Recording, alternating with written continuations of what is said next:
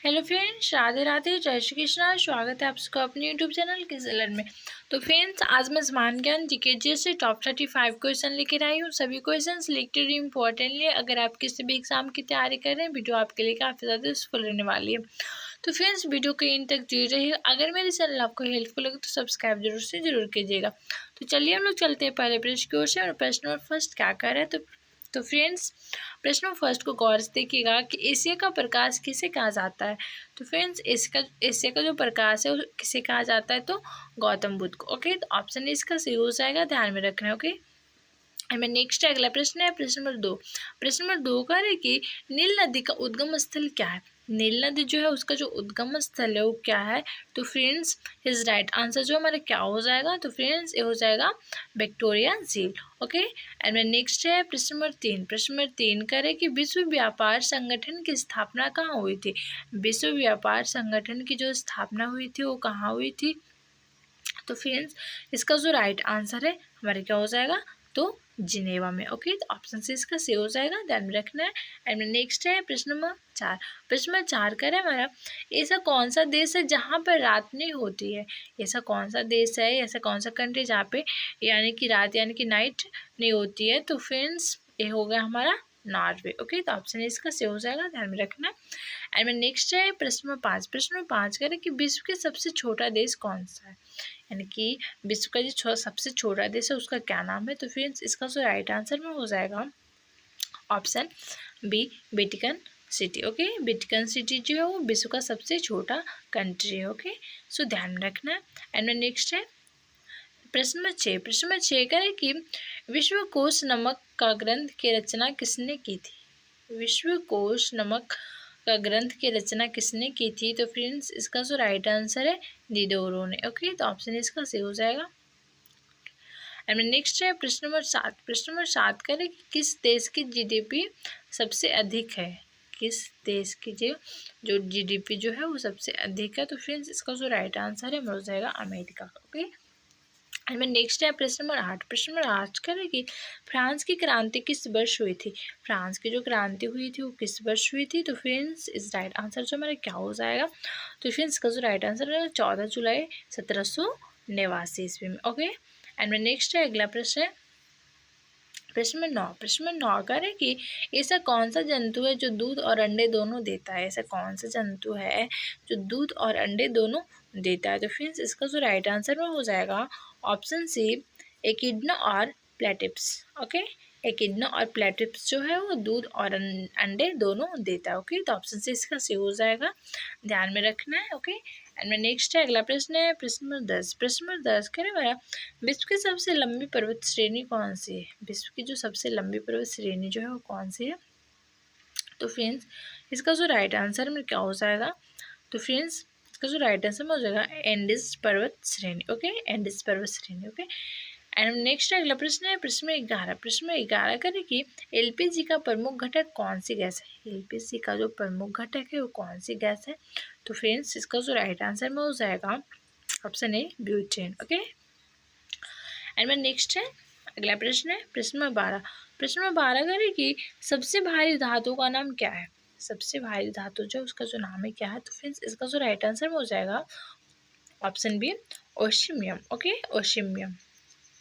And next है अगला प्रश्न है प्रश्न में 13। प्रश्न में 13 करें कि कोशिका के अध्ययन विज्ञान को क्या कहते हैं। कोशिका के अध्ययन विज्ञान को हम लोग क्या क्या कहते हैं। तो इसका जो राइट आंसर में जो option C, psychology. Okay, psychology कहते हैं। तो ऑप्शन सी इसका सी हो जाएगा, ध्यान में रखना। एंड में नेक्स्ट है अगला प्रश्न है प्रश्न में 14। प्रश्न में 14 करें कि यूरोप का मरीज किस देश को कहते हैं। यूरोप का जो मरीज है वो किस देश को कहते हैं। तो फ्रेंड्स, इसका जो राइट आंसर में क्या हो जाएगा, तो फ्रेंड्स इसका जो राइट आंसर में हो जाएगा ऑप्शन बी, डी, तुर्की को। ओके, सॉरी, डी होगा। एंड नेक्स्ट है प्रश्न में 15। प्रश्न 15 करें कि विश्व का सबसे बड़ा हवाई अड्डा कहाँ पर है। विश्व का जो सबसे बड़ा हवाई अड्डा है वो कहाँ पे है। तो फ्रेंड्स, अगर मेरी वीडियो आपको पसंद आए तो लाइक शेयर सब्सक्राइब जरूर कीजिएगा। तो इसका जो राइट आंसर में क्या हो जाएगा, तो सऊदी अरब में है। ओके, एंड नेक्स्ट है अगला प्रश्न है प्रश्न नंबर 16। प्रश्न नंबर 16 करें कि विद्युत चुंबकीय तरंगे कितने प्रकार की होती है। तो ये होती है हमारी 8 प्रकार की। तो ऑप्शन से इसका सही हो जाएगा। एंड नेक्स्ट है अगला प्रश्न है प्रश्न नंबर 17।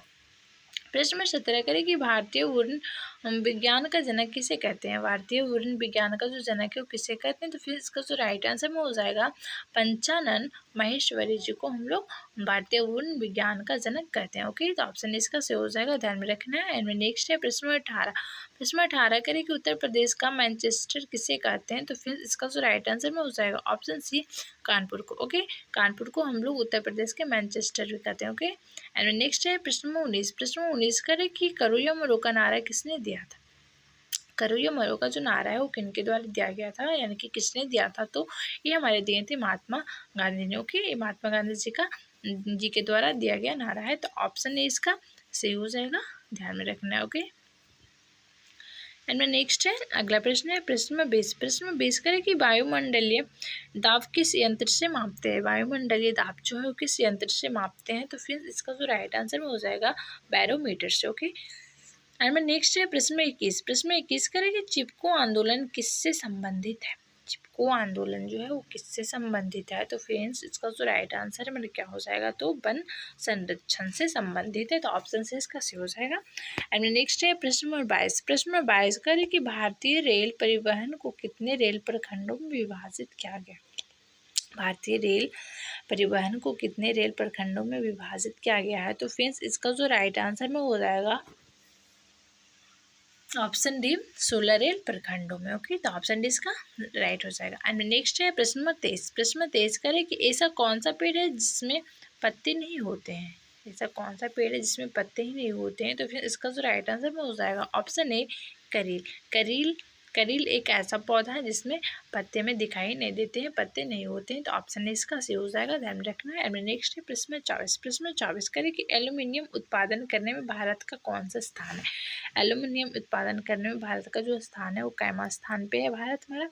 तो फ्रेंड्स इसका जो राइट आंसर है मेरे क्या हो जाएगा, तो फ्रेंड्स इसका जो राइट आंसर हो जाएगा 8वां स्थान पे। ओके, तो ऑप्शन सी इसका सही हो जाएगा, ध्यान में रखना। एंड नेक्स्ट है प्रश्न 25। प्रश्न 25 का है कि भारत के उपराष्ट्रपति का शासन काल कितने वर्ष का होता है? भारत के जो उपराष्ट्रपति होते हैं उनका जो शासन काल होता है वो कितने वर्ष का होता है? फ्रेंड्स इसका जो राइट आंसर में हो जाएगा ऑप्शन ए 5 वर्ष का। ओके, एंड नेक्स्ट है प्रश्न में 26। प्रश्न में 26 का है कि कार्बन के किन्हीं दो अपरूपों का नाम बताएं।